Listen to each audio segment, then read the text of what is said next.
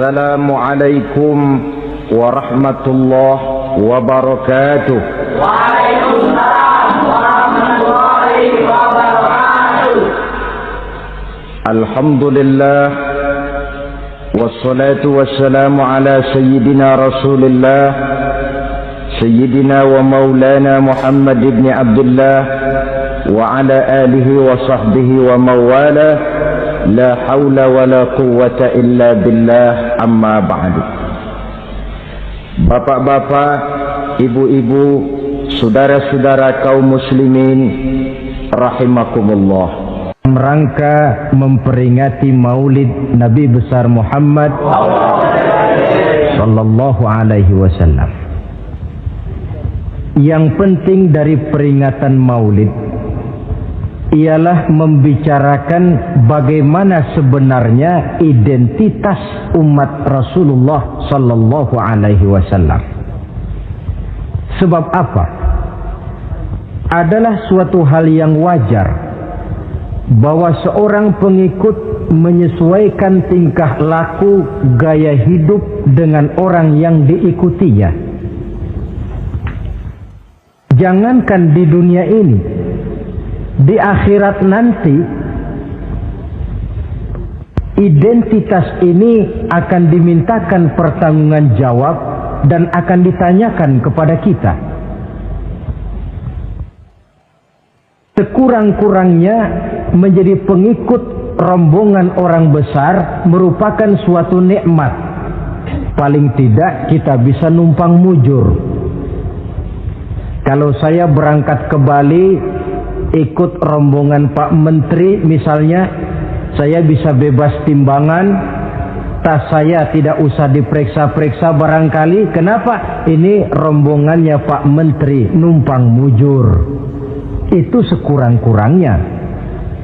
Tetapi tentu untuk menjadi anggota rombongan Pak Menteri ini kan harus ada tanda, ciri-ciri atau yang disebut identitas. Kalau kita mengaku dan memproklamirkan diri sebagai umat Nabi Muhammad, sebagai pengikut beliau, apa sih identitasnya, ciri-cirinya?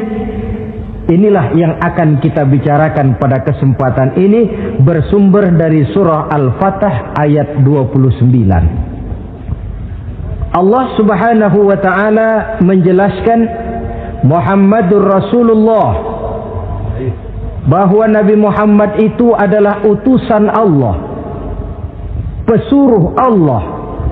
Walladzina ma'ahu, dan orang-orang yang bersamanya, orang yang mengikuti ajarannya, para sahabatnya, kita ini para pengikutnya, mempunyai ciri atau identitas.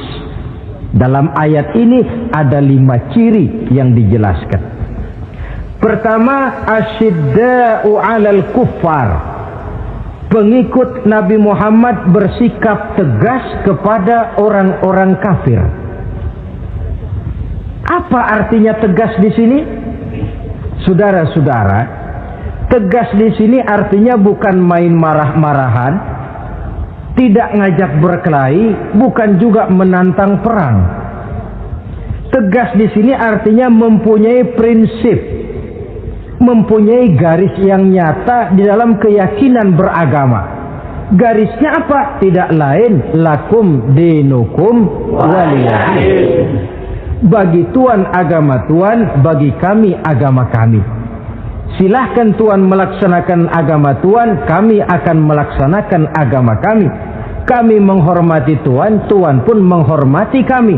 Tetapi soal agama tidak usah dicampur adukkan. Identitas semacam ini perlu kita tegakkan kembali. Sebab apa? Sebab di zaman sekarang orang mulai mengaburkan nilai-nilai kebenaran dari agama, yang pada akhirnya menanamkan sikap ngambang terhadap agama. Misalnya kita ini dibuai dengan kalimat yang kelihatannya bagus tapi sebenarnya mengandung racun.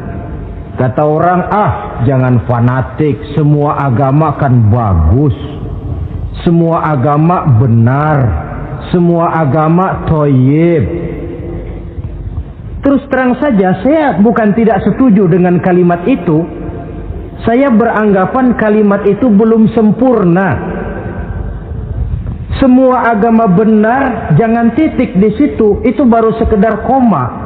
Semua agama benar, koma, bagi penganutnya masing-masing, titik. Semua agama baik, koma, bagi penganutnya masing-masing, titik. Bagi kita yang muslim, yang benar Islam. Dan seorang muslim yang berani membenarkan semua agama, seorang muslim yang berani berkata semua agama benar, sekurang-kurangnya munafik kalau tidak menjadi murtad. Wah Pak, itu namanya fanatik dong. Betul.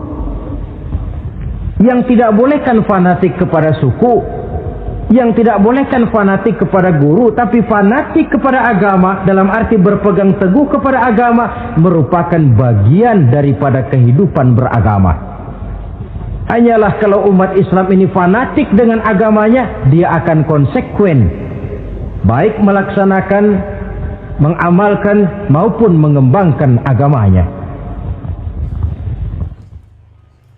Saya ya cinta kepada suku saya, tapi tidak lalu fanatik. Cinta suku boleh, fanatik kepada suku salah.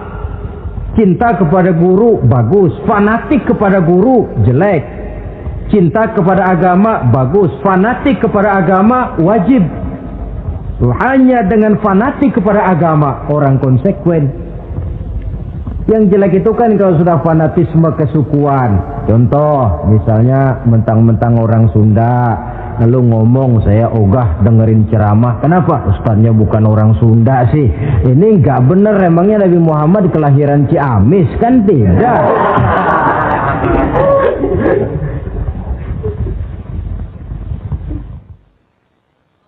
Toleransi ada tempatnya,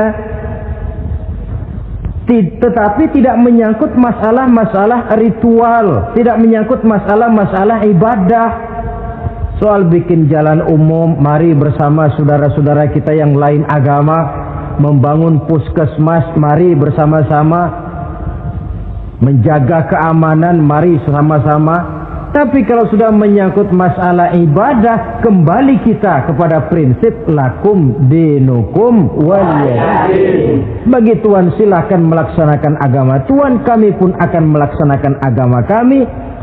Silahkan menyebarkan agama, tetapi jangan kepada orang yang sudah beragama. Ini batas toleransi. Jangan menyebarkan agama kepada orang yang sudah beragama. Maka dalam sejarah sudah dibuktikan, alhamdulillah, kalau kita mau objektif menilai sejarah, ketoleransian umat Islam itu sudah dibuktikan oleh fakta sejarah. Tetapi tanpa harus mengorbankan nilai-nilai akidah, keyakinan-keyakinan yang harus kita jaga dan kita pertahankan. Taruhlah kita sekarang masih disanggup berkata dan berpendirian semacam itu.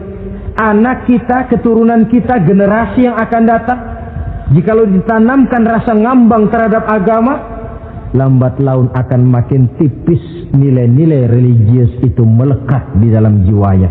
Dan akibatnya akan rawan kemajuan macam apapun, modernisasi macam apapun, kalau sudah terlepas dari kaitan kehidupan beragama, tidak akan banyak menolong untuk mensejahterakan umat manusia. Asyidda'u 'alal kuffar, bersikap tegas kepada orang-orang kafir. Ini sikap yang pertama, identitas yang pertama.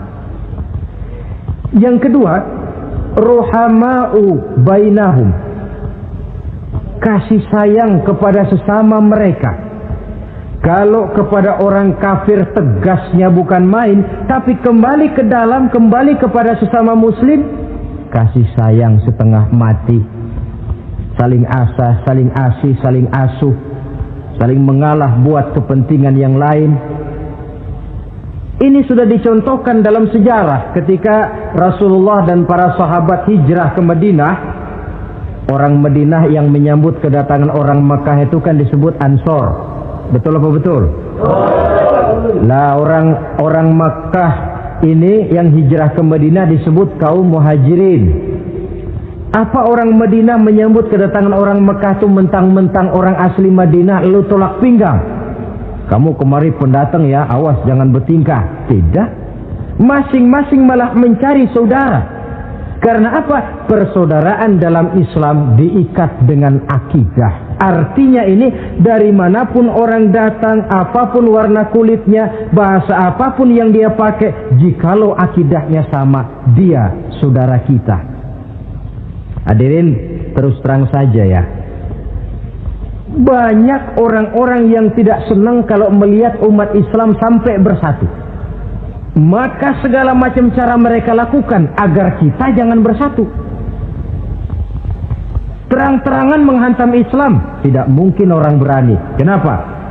Saya pikir sebodoh-bodohnya umat Islam dia masih fanatik sama agamanya.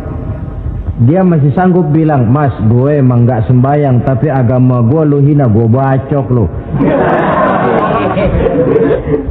Itu kan positif, fanatisme agama namanya. Maka orang menghantam Islam itu lalu gak berani terang-terangan. Caranya belajar dari Van der Plas, belajar dari Snokor-Gronya. Mau menghantam Islam, masuk ke tengah-tengah umat Islam. Pakai peci, kalau perlu pakai sorban, pakai sorban. Tidak bisa assalamualaikum, latihan assalamualaikum. Hantam Islam dari dalam. Caranya, kalau perlu dibuatkan merek-merek Islam. Yang mereknya Islam, tapi tujuannya bikin kacau dalam Islam. Muncullah yang namanya Islam ingkar sunnah. Muncul yang namanya Islam sejati. Islam. Mereknya Islam, tujuannya bikin kacau dalam Islam. Kalau dia sudah mengkafirkan orang lain yang tidak sepaham dengan dia, tidak mau bermakmum kepada orang yang sepaham dengan dia. Kalau cara ini tidak kena, mereka putar lagu lama. Apa lagu lama itu? Lagu khilafiyah. Lagu lama itu supaya kita sengketa sesama kita, mempersoalkan hal-hal kecil. Waktu terbuang, energi habis untuk mempermasalahkan hal yang tak pernah kunjung selesai. Sering kejadian toh di kampung-kampung. Yang satu pakai usolli, yang satu tidak, lalu pisah RT. Yang satu azan sekali Jumatan, yang satu 2 kali, lalu bangun masjid lagi. Yang satu kunut, yang satu tidak, asah golok. Persoalan yang semacam ini sampai kiamat tidak akan kunjung selesai. Oleh karena itu potensi yang besar ini tidak tersalurkan dengan wajar karena kita centang perenang di dalam, tidak pandai menjaga kesatuan dan persatuan sebagai modal dasar untuk berbuat yang lebih baik. Adalah lebih baik kita ini mencari titik-titik persamaan dan bukan memperbesar pola perbedaan. Ruhama'u bainahum, kasih sayang sesama mereka. Imam Ghazali memberikan contoh kun kal yadain wala takun kal uzunain. Hai umat Islam, hiduplah kamu seperti 2 tangan. Saling asah, saling asih, saling asuh, saling mengalah buat kepentingan yang lain. Coba lihat 2 tangan kita, rukunnya bukan main. Kalau tangan kanan maju ke depan, kata yang kiri, oke, saya mengalah. Dia mundur ke belakang. Kiri di depan, kata kanan, sekarang giliran saya ngalah. Dia mundur ke belakang. Akhirnya kita jalan lenggang. Enak nggak dilihat orang? Coba kalau nggak ada yang mau ngalah. Tangan kanan ke depan, kata yang kiri, gue juga bisa. Dia ke depan lagi. Depan kayak robot kita jalan. Lalu mekanisme kerjanya, tangan kanan kerjanya bagus-bagus toh. Salaman tangan kanan, tanda tangan tangan kanan, hitung duit tangan kanan, ambil kue tangan kanan. Kiri nggak pernah protes, tahu posisi. Memang tugas saya bidang pembersihan. Ya pembersihan saja dilakoni. Artinya apa ini? Yang satu dengan yang lain saling memperkuat walaupun komposisinya berbeda.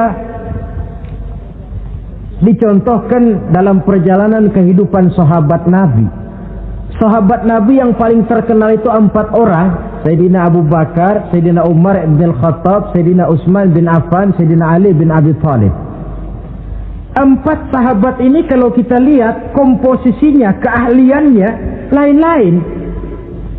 Coba, ada Sayyidina Abu Bakar, ini sahabat merangkap mertua. Kalau bahasa sekarang, Abu Bakar ini disebut kiai diplomat. Kiai karena beliau orang alim, diplomat karena pandai bersiasat, ahli politik. Kemampuan berpolitiknya digunakan buat kepentingan agama. Sebab siapapun yang berpolitik untuk kepentingan agama, tentu kita doakan. Tetapi siapapun yang jual agama untuk kepentingan politik, kita juga berdoa. Cuma tentu doanya lain dengan yang berpolitik buat agama tadi. Saudara hadirin yang saya hormati, ada Umar bin Khattab. Ini kalau bahasa sekarang disebut imam jenderal ini. Imam tapi jenderal, jenderal tapi imam. Kenapa imam? Karena dia mampu memimpin jamaah di masjid. Kenapa jenderal? Karena dia sanggup memimpin tentara di medan perang. Kegagahannya, keberaniannya, keperkasaannya digunakan membantu perjuangan Rasul. Ada Utsman bin Affan, santri ekonom. Kenapa santri? Karena dia orang kaya. Kenapa ekonom? Karena dia pengusaha bergerak di bidang bisnis. Keuntungan usahanya untuk membantu perjuangan Rasul. Ada Ali bin Abi Thalib, tokoh muda tapi intelek. Masih muda tapi rela mengorbankan nyawa demi keselamatan Rasul di malam hijrahnya. Alangkah nikmatnya umat Islam ini kalau punya kiai diplomat, imam jenderal, santri ekonom, pemuda intelek, yang masing-masing bekerja sama menunjang untuk kepentingan agama. Ruhama ubainahum, kasih sayang di antara sesama mereka. Mobil, kenal mobil nggak? Ya. Mobil itu baru bisa jalan dengan baik kalau seluruh onderdilnya kompak. Kalau yang satu sudah merasa dirinya lebih penting dari yang lain, alamat mobil udah deket mogok. Misalnya yang jadi bensin nyombong, kalau nggak lantaran saya nggak bakalan jalan nih mobil. Bannya denger, sombong. Kata ban, sombong kamu bensin. Apa kamu kira kamu saja yang penting? Saya tersinggung, kata ban, lalu kempes. Kira-kira kalau ban kempes jalan nggak mobil? Begitulah umat ini. Kayak satu bangunan, ada yang jadi jendela, pintu, tiang, genteng dan sebagainya. Tetapi satu sama lain hendaknya saling memperkuat. Kalau tidak, kita ini pernah diramalkan oleh Nabi, yushiku an tada'a alaikumul umam kama tada'al akalatu ala qas'atiha. Satu saat akan datang di tengah-tengah kamu di mana keadaanmu waktu itu seperti makanan di meja makan. Coba bayangkan, menurut Rasul satu saat kondisi umat Islam akan seperti makanan di atas meja. Yang barat mau makan, yang timur mau santap, yang selatan mau ganyang, yang utara mau injak-injak. Satu saat kondisi umat Islam akan seperti itu. Heran sahabat, ya Rasulullah, kok kita bisa dikepung begitu rupa? Iya. Apa pada waktu itu jumlah kami sedikit ya Rasulullah? Tidak, kata Rasul. Bal antum yawma idzin katsir. Jumlahmu pada waktu itu banyak, besar, kamu mayoritas. Cuma sayang, kata Nabi, walakinnakum ghusaa'un ka ghusaa'is sail. Tetapi keadaanmu waktu itu seperti busa di lautan. Banyak tapi centang perenang. Banyak tapi tidak punya daya dan kekuatan. Dipermainkan gelombang lautan, dihempaskan ke tepian pantai tanpa punya makna dan arti. Mayoritas tapi nasibnya ironi. Lantaran apa ini? Kita tidak pandai menjaga kesatuan dan persatuan. Prinsip ruhama ubainahum, kasih sayang di antara sesama mereka, belum bisa kita wujudkan. Oleh karena itu, hadirin yang saya hormati, identitas yang kedua ini Mari kita tegakkan, menggalang kesatuan dan persatuan untuk kejayaan agama yang kita cintai. Soal posisi silahkan berbeda, soal profesi silahkan berbeda, tetapi hendaknya perbedaan ini tidak menyebabkan persimpangan tujuan. Satu sama lain saling memperkuat. Identitas yang kedua, bahwa kita sudah diikat dengan akidah, tidak oleh ras, warna kulit, suku, bahasa, oleh akidah. Satu kali orang sudah syahadat, dia adalah saudara kita. Sudah lewat masanya di mana kita umat Islam ini dikotak-kotakan, dan sudah datang waktunya di mana kita bersatu, saling menunjang, saling membantu, sehingga dengan demikian terwujudlah satu masyarakat yang diikat dengan nilai-nilai akidah. Ini yang kedua, kasih sayang kepada sesama muslim. Satu badan itu kalau yang satu sakit, yang lain kan akan ikut merasa sakit. Saudara jalan tengah malam, ibu jari tersandung batu, beletak. Begitu ibu jari tersandung batu, kontan, darah keluar, mulut bilang aduh, kepala ikut pusing, nggak pakai diundang. Solidaritas sosial yang terjadi secara reflektif. Tidak ada ibu jari tersandung mulutnya malah ngomel, rasain lo. Masa nyumpain badan sendiri, kan tidak mungkin. Tapi ini yang terjadi, kita lihat. Akibat apa? Tidak terwujudnya solidaritas sosial yang bersifat refleksif tadi. Nah, inilah saudara-saudara identitas yang kedua. Yang ketiga sekarang, pengikut Nabi Muhammad sallallahu alaihi wasallam itu cirinya yang ketiga, tarahum ruk'an sujjada. Engkau lihat mereka ruku dan sujud, mendirikan solat. Ini identitas, ciri. Di akhirat nanti akan diperiksa dengan seadil-adilnya. Siapa? Saya, Pak. Saya siapa? Pengikut Nabi Muhammad. Betul? Betul. Baik. Pengikut Nabi Muhammad itu tandanya ruka'an sujada, ruku dan sujud. Sampean ngaku umat Nabi Muhammad, sujud, pernah sembahyang? Sembahyang juga, Pak. Berapa kali? Gak banyak-banyak, Pak, setahun 2 kali. Kapan itu? Idul Fitri sama Idul Adha. Kata petugas, syarat kurang, minggir.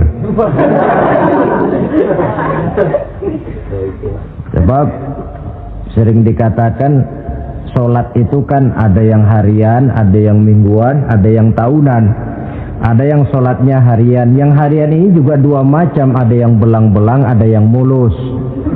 Kalau yang belang-belang itu kalau zuhur sholat, asar out. Asar kepegang, maghribnya melayang. Maghrib ketangkep, isaknya terbang. Itu lumayan ketimbang yang seminggu sekali cuma Jumat saja. Yang Jumat pun agak lumayan lah daripada yang setahun 2 kali cuma Idul Fitri dan Idul Adha.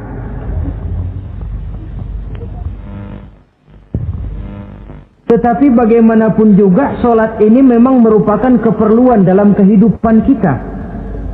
Ciri identitas yang memperkaya kepribadian. Pengikut Nabi orangnya ruku dan sujud. Sehingga di zaman sahabat tadi kondisi mereka digambarkan kalau siang seperti kuda perang, tetapi kalau malam seperti pendeta. Maksudnya apa? Di medan perang mereka gagah, tapi kalau sudah ruku dan sujud bukan main khusyuknya. Ruku dan sujud. Dengan kata lain, ciri pengikut Nabi Muhammad orangnya mendirikan sholat, Nah, masalahnya sekarang apa perlunya sholat dalam kehidupan kita? Yang jelas dia untuk menggembirakan Allah kok. Se-ASEAN orang tidak ada yang sholat, Allah tidak akan berhenti jadi Tuhan. Manfaatnya akan kembali kepada kehidupan. Nah, apa perlunya sholat dalam kehidupan kita? Ada beberapa hal yang bisa kita angkat ke permukaan tentang perlunya sholat ini. Jadi sholat itu perlunya kita, sehingga suatu saat nanti kita tidak lagi berkata saya wajib sholat, tapi kita akan berkata saya perlu sholat. Apa perlunya sholat dalam kehidupan kita? Pertama, sholat itu membuat orang rendah hati, tidak melonjak menjadi angkuh dan sombong. Yang kedua, sholat itu membuat orang tahu diri. Yang ketiga, sholat itu mendatangkan ketenangan jiwa dan ketentraman batin lantaran orang punya sandaran vertikal kepada Allah. Sehingga agama menekankan benar ini, bukan cuma untuk kita tapi juga anak kita, keturunan kita. Sehingga Nabi mengajarkan, ajari didik anak-anakmu sholat pada umur 7 tahun. Kalau umur 10 tahun mereka sudah berani meninggalkan sholat, pukul. Bukan dengan tujuan menyakiti, tapi mendidik anak supaya disiplin dengan sholatnya. Kayaknya kita yang hidup di zaman serba modern ini, soal anak mau sholat atau tidak, kayaknya orang tua itu, kalau istilah anak sekarang, cuek-cuek aja. Jarang yang mengadakan inspeksi, pengecekan anaknya sudah sholat apa belum, lalu sholatnya disiplin apa tidak. Jarang yang memberikan sugesti dan rangsangan supaya anaknya mendirikan sholat. Saya jarang mendengar orang tua muslim yang berkata, nak, kalau kau hafal Fatihah dengan artinya bapak beliin sepatu baru. Nak, kalau kau hafal juz amma, bapak beliin sepeda. Sugesti untuk hal-hal yang bersifat agama sangat langka. Tapi kalau sudah hal-hal yang bersifat umum, wah, nah, kalau kamu lulus nanti SD ya, kita piknik ke Tangkuban Perahu, lulus SMP tur ke Bali, lulus SMA piknik ke Singapura. Rangsangan dan dorongan, baguslah itu. Tetapi alangkah akan lebih bagusnya jika untuk hal-hal yang bersifat agama kita pun sanggup memberikan sugesti, rangsangan dan dorongan kepada anak-anak kita. Sehingga sejak kecil mereka sudah terbiasa dengan sholat. Sejak kecil mereka sudah disiplin dengan sholatnya. Sebab kalau tidak, kayu itu kalau mau dibengkokkan pada saat dia masih kecil. Kalau sudah besar baru mau dibengkokin, repot kayu itu. Membentuk orang soleh itu harus dimulai sedini mungkin. Karena itu salah satu fungsi solat Allah jelaskan, inna sholata tanha 'anil fahsya wal munkar. Bahwa solat yang dikerjakan dengan betul mampu mencegah manusia dari perbuatan yang keji dan munkar. Jadi dengan kata lain orang yang disiplin dengan solat terpeliharalah dirinya dari perbuatan yang keji dan munkar.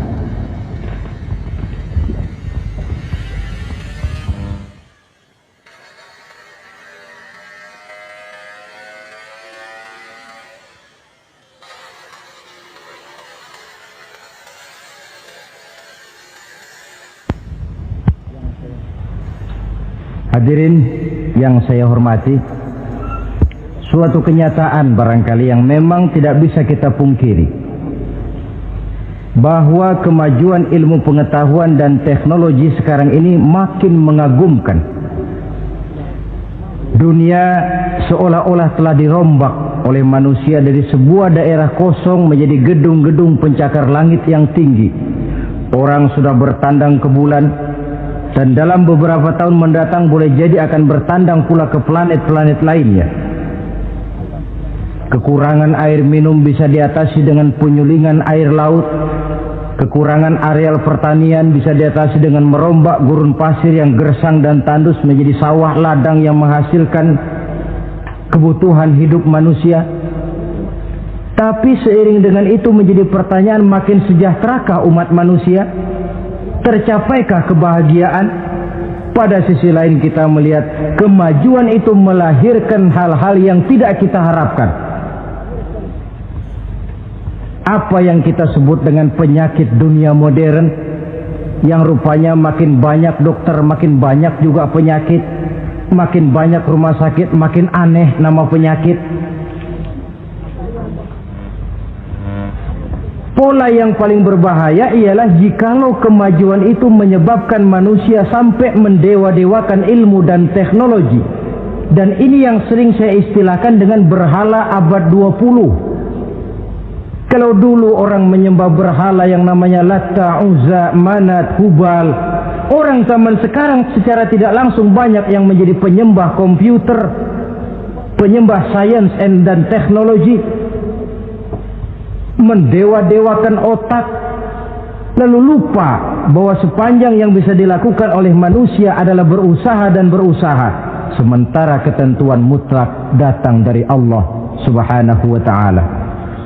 Disinilah perlunya ruku dan sujud, agar manusia tahu benar hakikat dari mana dia datang, di mana dia sekarang, mau apa dia di sini, dan kemana dia akan pulang.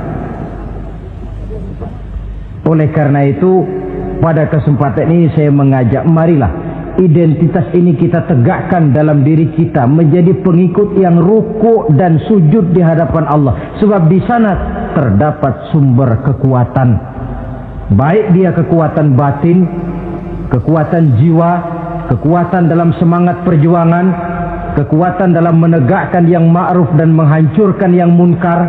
Sandaran kita kepada Allah. Saudara mungkin masih ingat ketika Rasulullah dan Abu Bakar hijrah, mereka berdua tidak langsung ke Madinah tapi berada di Gua Sur 3 malam 2 hari lamanya. Orang kafir Quraisy yang mengejar sampai juga di mulut gua itu. Andai kata mereka menengok saja ke bawah, sudah kelihatan Nabi dan Abu Bakar, tapi mereka tidak menoleh. Nabi dengan mantap berkata kepada Abu Bakar, la takhaf wa la tahzan ya Abu Bakar, innallaha ma'ana. Abu Bakar, kau tidak usah takut, tidak usah sedih, Allah bersama kita. Ucapan ini mantap kalau diucapkan oleh orang yang ruk'an sujada, benar-benar sujud kepada Allah, mempunyai backing yang tidak kepalang tanggung, yang serba maha. Ya, itu kalau memang saudara perlu cari backing, jangan kolonel tanggung, jangan brigjen tanggung, carilah backing yang serba maha, maha gagah, maha kaya, maha tahu, maha segala-galanya. Berbackinglah kepada Allah saja dengan jalan ruk'an sujada, ruku' dan sujud dalam kehidupan ini. Ini identitas yang ketiga. Yang keempat sekarang, pengikut Nabi itu apa tandanya? Yabtaghuna fadlan minallah wa ridwana. Mereka selalu mencari karunia dan keridhaan Allah. Karunia dan keridhaan. Jadi tidak hanya mencari sekedar karunia, tetapi juga mencari ridho. Oleh karena itu seorang pengikut Rasul, di dalam dia berdagang misalnya, dibatasi oleh pertanyaan, cara saya ini Allah ridho apa tidak? Dia cari rezeki, dibatasi oleh pertanyaan, Allah ridho apa tidak? Dia menginginkan jabatan yang tinggi, tapi tetap dalam kerangka pertanyaan, kalau cara ini Allah ridho apa tidak? Sehingga tidak lantas menghalalkan cara apapun halal asal tujuan tercapai, itu kan caranya PKI. Asal tujuan tercapai, cara apa saja halal. Seorang muslim pengikut baginda Nabi tidak diajarkan semacam itu. Kenapa perlu mencari keridhaan Allah, karunia yang Allah ridho? Karena apapun yang kita pakai, apapun yang kita makan terutama, jikalau bersumber dari sesuatu yang Allah tidak ridho, katakan yang haram misalnya, akan mempengaruhi gaya dan gerak hidup kita. Contoh, kata Imam Ghazali, kalau engkau terlalu senang memakan makanan yang haram, dia akan mempengaruhi caramu berpikir sehingga kau akan cenderung berpikir yang haram. Mencari karunia yang Allah ridho, dan hidup itu kalau sudah mendapat ridho Allah, sudah satu kenikmatan yang tidak bisa dibeli dengan nilai materi yang bagaimanapun banyaknya. Karena itu biarlah kita orang mukmin ini di dunia hidup kaya asal Allah ridho saja, nggak apa-apa. Biar rumah kita gedung, punya mobil bagus, uang banyak, kalau Allah ridho enak. Daripada sudah melarat tinggal di pinggir kali, rumahnya gubuk, Allah marah lagi. Kapan mau seneng orang macam begitu? Jadi biarlah kita ini bahagia di dunia, asal di akhirat masuk surga, nggak apa-apa. Mencapai kebahagiaan di dunia dan di akhirat. Cari karunia Allah sebanyak-banyaknya, karena memang bumi dan segala fasilitasnya diperuntukkan bagi manusia, dan karunia Allah itu ada dimanapun kita pergi. Dahulu ketika turun perintah hijrah, sebagian sahabat berpikir-pikir, kalau saya hijrah ke Madinah, di Madinah mau makan apa saya? Ini Mekah kan jelek-jelek, kampung sendiri. Umpama kepepet ngutang-ngutang dikit orang masih percaya lah, kalau ke Madinah ngutang sama siapa? Takut dia kalau hijrah ke Madinah tidak dapat makan. Allah memberikan jaminan, qul li'ibadiyallazina amanu inna ardi wasi'ah fa iyaya fa'budu. Katakan kepada mereka Muhammad, hai hamba-hambaku yang beriman, bumiku ini luas. Di Mekah kau makan, hijrah ke Madinah juga kau akan makan. Apalagi hijrahmu karena membela agama. Jangan karena membela agama kau takut kelaparan. Artinya apa? Karunia Allah itu ada dimanapun. Kalau kita mau berusaha, tetapi jangan lupa usaha itu harus yang Allah ridho. Kalau sekedar hasil usaha cara apapun boleh, ya dapat, tetapi tanpa ridho semuanya tidak akan membawa ketenangan, ketentraman dan kebahagiaan. Allah itu kan maha pengasih, tidak pilih kasih katanya. Artinya apa? Semuanya Allah kasih. Orang kalau mau berusaha dapat. Itu logika, sunnatullah kata kita, hukum alam kata orang. Kalau mau berusaha mesti dapat. Tetapi kasih sayang Allah ini tidak diberikan kepada setiap orang. Kalau pengasihnya berlaku kepada semua orang, mau kafir mau beriman, kalau berusaha dapat. Itu Rahman namanya. Tapi Allah tidak cuma Rahman, Allah juga Rahim, maha penyayang. Bedanya apa? Orang yang dikasih itu belum tentu disayang. Tetapi kalau disayang mesti dikasih. Kalau tidak dikasih tentu ada pertimbangan lain untuk kepentingan kita.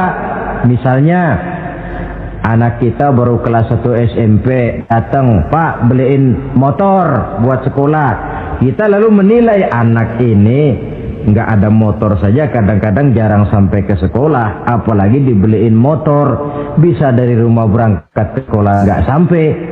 Tidak dibelikan bukan karena tidak sayang, justru karena sayangnya ada pertimbangan lain untuk kepentingan si anak. Tetapi kadang-kadang anak sendiri berpikirnya lain. Bapak katanya sayang, minta dibeliin motor saja tidak dibelikan. Dia menilai orang tuanya tidak sayang, padahal justru sayangnya lalu tidak dibelikan. Begitulah satu contoh kecil dari keridhaan Allah ini. Jika Allah sudah memberikan ridhonya kepada kita, segala yang kita mau diberikannya. Kalau tidak juga diberikan, tentu ada manfaatnya untuk kemaslahatan kita. Allah maha tahu. Misalnya orang mengeluh, saya akan sembahyang rajin, ngapa rezeki seret bener sih? Apa saya berhenti lagi sholat? Allah lebih tahu. maslahatnya. Barangkali potongan kayak kita ini kalau diberikan rezeki banyak sedikit lalu berhenti ke masjid. Rezeki lu segini aja dah, lu jadi rajin ke masjid. Ada manfaatnya buat kepentingan kita. Mencari karunia yang Allah ridho. Dalam alam yang terbentang luas ini karunia Allah terhampar luas. Tinggal kita mencari, dan untuk mencari itu diperlukan keahlian. Keahlian hanya timbul karena pendidikan. Makin ke depan persaingan hidup makin tajam tanpa membekali diri. Terutama generasi kita yang akan datang, anak-anak kita. Boleh jadi mereka akan tersudut ke pojok-pojok kehidupan untuk kemudian lebih banyak jadi penonton daripada sekedar pemain. Dan kerugian akan kembali kepada kita. Karena itu cari karunia Allah sebanyak-banyaknya, tapi dengan garis bawah yang Allah ridho. Sekali lagi, carilah karunia Allah sebanyak-banyaknya dalam kehidupan ini, tetapi dengan menggarisbawahi yang Allah ridho. Inilah identitas yang keempat. Yang kelima sekarang, identitas yang terakhir, simahum fi wujuhihim min athari sujud. Di muka mereka ada tanda bekas sujud. Ini pengikut Rasulullah sallallahu alaihi wasallam. Bekas sujud, iya. Apa bekas sujud itu? Apa jidatnya hitam kebanyakan sujud? Mungkin karena rajin sujud lalu berbekas. Boleh jadi, tapi soal hitam di jidat sih gampang digosok-gosok. Yang terpenting asarus sujud di sini dalam bentuk sikap mental. Apa sikap mental yang saya maksud? Orang yang rajin sujud itu lalu membekas dalam kehidupannya pengaruh sujud. Apa pengaruh sujud? Karena rajin sujud timbul ikhlasnya. Kalau sudah berbuat, yang penting itu Allah. Orang lain mau tahu atau tidak, orang lain mau puji atau tidak, yang penting Allah. Sebab kalau sudah dia usolli fardal maghribi Allahu Akbar, dia tinggalkan dunia dan seluruh isinya. Naik dia menghadap Allah. Selamat tinggal sebentar dunia, nanti saya balik lagi. Yang ada cuma dia dan Allah dalam dialog langsung. Timbul keikhlasan, terjemahannya dalam kehidupan. Berbuat tanpa pamrih, tidak suka menepuk jasa dan menghitung jasa. Sebab biasa orang itu kalau sedang perang tidak sempat ngaku jadi pahlawan, tapi kalau perang sudah selesai nggak kenal bedil ngaku pahlawan. Kalau perang sedang berkecamuk, jarang yang mengaku pahlawan. Kalau sudah perang selesai, masing-masing nepuk dada. Seorang yang ikhlas, seorang yang berbuat tanpa pamrih, dan ini pengaruh sujud dalam kehidupan. Lalu apalagi timbul jujurnya. Kenapa? Kalau dia sholat zuhur 4 rakaat, lalu umpama selesai 3 rakaat dia salam, orang lain tentu tidak tahu dia korupsi 1 rakaat. Tapi kenapa tidak dia lakukan? Ada Allah sih yang tahu. Timbul kejujuran, disiplin murni yang berakar dari hatinya sendiri. Lalu apa lagi? Kesabaran. Dilatih lewat sholat. Kalau belum selesai 4 rakaat, jangan berhenti sholat isya umpamanya. Dan banyak lagi pengaruh-pengaruh asarus sujud. Ini di dunia. Di akhirat nanti kata Nabi, inna ummati ya'tuna yaumal qiyamah ghurran muhajjalin min asaril wudu.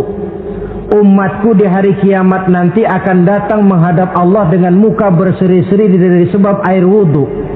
Mukanya bersinar-sinar karena di dunia rajin wudu. Sehingga barangkali di akhirat nggak perlu ngaku-ngaku kita.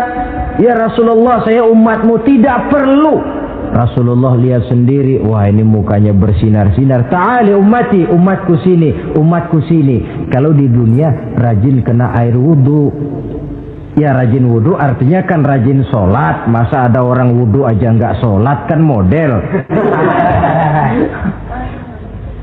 Kalau muka tidak pernah tersentuh wudu, kalau muka tidak pernah sujud, Teriak-teriak kita mengaku, ya Rasulullah, saya umatmu ya Rasulullah. Kata Rasulullah, nggak ada umat saya yang dekil kayak sampean.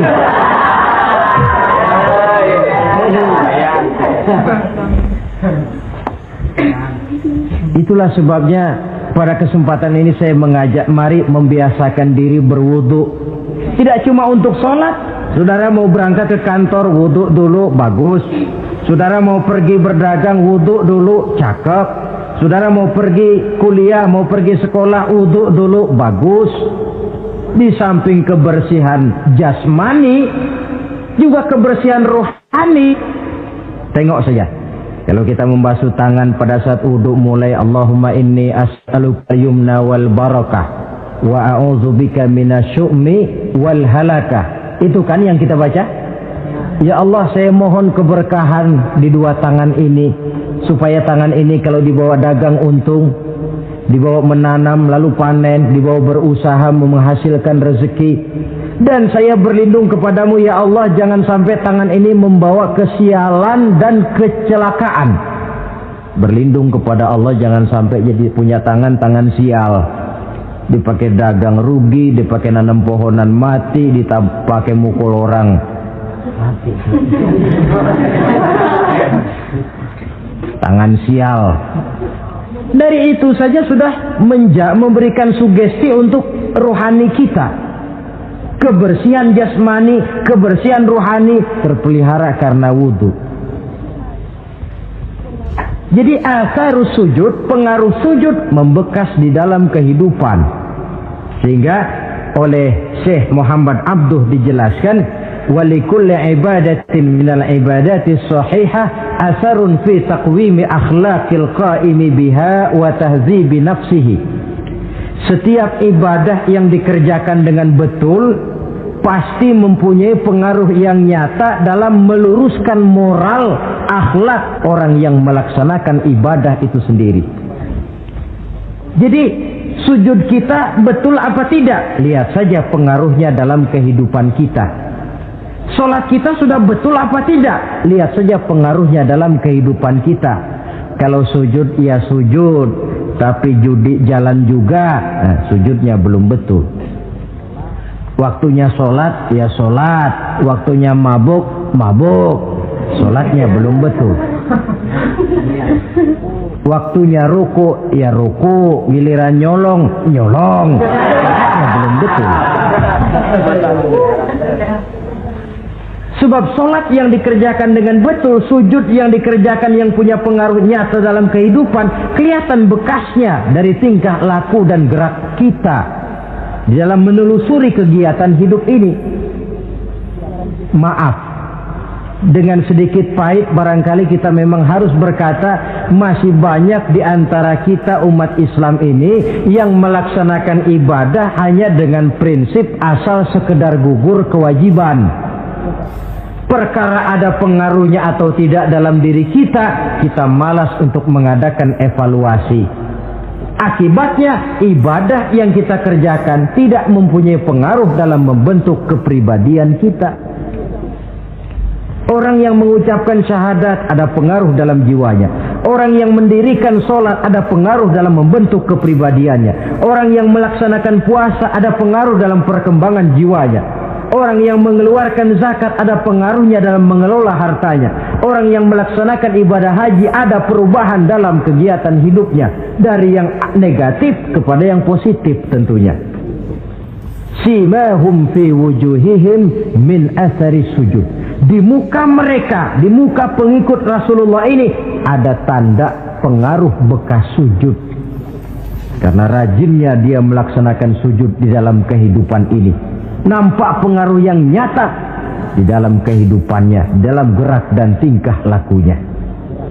Saudara hadirin, ma'asyiral muslimin rahimakumullah. Inilah 5 identitas yang harus kita tegakkan jikalau kita mau jadi umat yang konsekuen. Tidak sekedar bangga-banggaan menyandang titel umat Nabi, apalagi konon mengharapkan syafaatnya di akhirat nanti, padahal sebagai pengikut kita tidak menyesuaikan diri dengan yang kita ikuti. bagaimana mau mengharapkan fasilitas yang namanya syafaat? Bahwa syafaat pertolongan Rasul itu ada, tetapi fungsinya kan ibarat orang punya kain, syafaat itu nambel. Saudara punya kain, sobek-sobek sedikit, ditambel oleh yang namanya syafaat. Sholat kurang sedikit, ditambel oleh syafaat. Sodakoh ada campur riya sedikit, tidak karena Allah sedikit, syafaat. Jadi kalau punya kain sobek ada syafaat. Lah kalau kainnya tidak punya, yang mau ditambel apanya? Sholat tidak, puasa tidak, di akhirat aman dah dapat syafaat. Tentu terlalu berlebihan, terlalu optimis mengharapkan sesuatu yang kita memang tidak punya modal dasar untuk memperolehnya. Baiklah ya, kesimpulan. Pertama, sebagai pengikut kita harus menyesuaikan diri dengan yang kita ikuti. Identitas. Suatu umat hanya akan berwibawa, hanya akan dihitung dan dipandang orang kalau dia tegak dengan identitasnya. Kalau macan sudah kehilangan sifat galaknya, orang tidak takut lagi kepada macan. Dan kalau kambing sudah kehilangan sifat jinaknya, banyak orang takut miara kambing. Kalau umat Islam sudah kehilangan identitasnya, dia akan menjadi umat yang kehilangan wibawa dan tidak pernah ditakuti oleh musuh-musuhnya. Seenaknya saja orang mengacak-acak kehidupan kita sebagai umat kalau tidak punya identitas. Yang kedua, kesimpulan yang kedua, identitas itu bisa kita ringkaskan. Pertama, tegak dengan keyakinan inna dina indallahil Islam. Menumbuhkan fanatisme agama dalam arti berpegang teguh kepada agama. Menempatkan toleransi pada tempatnya yang wajar. Tidak mencampur adukan semua agama. Tegas di dalam mempertahankan akidah. Kemudian yang ketiga, perlu menegakkan solidaritas sosial yang bersifat reflektif untuk menegakkan wibawa kita sebagai umat, supaya potensi dari umat yang mayoritas ini dimanfaatkan oleh umat itu sendiri. Kalau tidak, kita cuma akan menang jumlah saja, menang bilangan, kuantitas yang tanpa kualitas. Dan kalau ini yang terjadi, nasib kita akan seperti buih di lautan. Banyak, tapi kata orang kampung cuma menang groyokan. Tidak punya daya dan kekuatan, dicampakkan orang ke kiri dan ke kanan, hanyut oleh arus. Bukan menciptakan arus, tapi malah hanyut oleh arus. Bukan menciptakan model, tapi malah mengikuti model. Bukan menciptakan irama tersendiri, malah diatur oleh irama orang lain. Ini yang menyebabkan ironi. Tegaklah dengan kesatuan dan persatuan, dengan lebih memperbanyak mencari titik-titik persamaan dan bukan memperbesar titik-titik perbedaan. Yang keempat, rukuk dan sujud sebagai sandaran vertikal kepada Allah. Selama kita umat ini masih rajin rukuk dan sujud, selama itu pula nilai optimisme masih ada dalam jiwa dan diri kita. Ya Allah, persilahkan orang memperlakukan kami sesuka hatinya, tapi kami yakin ya Allah, Engkau tidak akan mendiamkan. Satu saat pertolonganmu mesti datang. Itu akan mantap kita ucapkan kalau kita melaksanakan rukuk dan sujud. Tertimpa tangga, jatuhnya sakit, ketimpa tangga lagi, musibah yang beruntun. Rukuk dan sujud sebagai sandaran vertikal. Yang kelima, karunia Allah dan keredoan Allah jangan dipisah. Cari karunia sebanyak-banyaknya, tetapi dalam batas-batas yang diridhoi Allah. Sebab kalau tidak, karunia itu akan makin membuat kita jauh dari Allah. Ilmu karunia itu. Tapi kalau tidak diridhoi Allah, Nabi ingatkan, man izdada ilman wa lam yazdad huda, lam yazdad minallahi illa bu'da. Orang yang bertambah ilmu tapi tidak bertambah hidayah, dia hanya akan semakin jauh dari Allah. Jauh dari Allah menimbulkan kegersangan dalam jiwa, kepanasan dalam hati, sehingga jauhlah kita dari ketenangan hidup. Karunia yang Allah ridho, dan Islam melarang umatnya untuk berpangku tangan menunggu keajaiban dari langit. Berusaha, berikhtiar, berdoa, lalu bertawakal kepadanya. Yang terakhir, hendaknya ibadah yang kita kerjakan dievaluir, ditinjau kembali apa pengaruhnya dalam kehidupan kita. Sebab setelah selesai melaksanakan suatu ibadah, hendaknya nilai ajaran yang terkandung dalam ibadah itu bisa kita terjemahkan dalam kehidupan kita. Sehingga gerak kita dalam sholat dengan tingkah laku kita di luar sholat ada kesinambungan. Gerak kita di dalam bulan Ramadan dengan tingkah laku kita di luar Ramadan ada kesinambungan. Namanya ibadah yang kita kerjakan ada pengaruhnya dalam memperbaiki kehidupan kita. Dengan satu prinsip, ibadah itu kita kerjakan adalah kemanfaatannya kembali kepada kehidupan kita.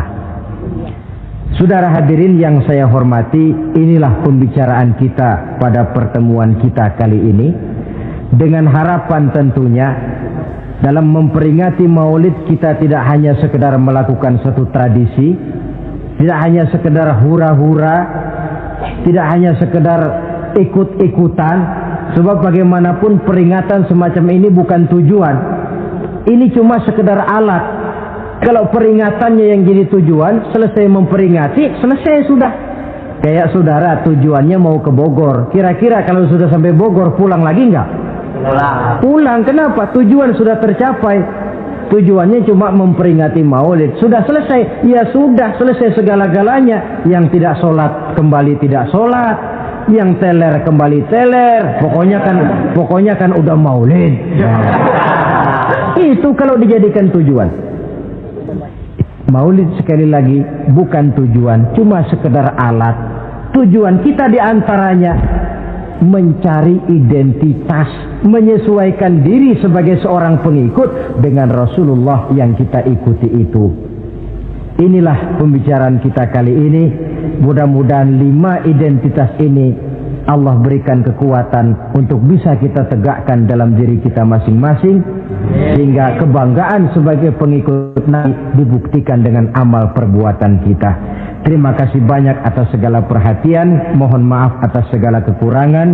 Usikum wa iyaya bitaqwallah. Wassalamualaikum warahmatullahi wabarakatuh. Waalaikumsalam warahmatullahi wabarakatuh.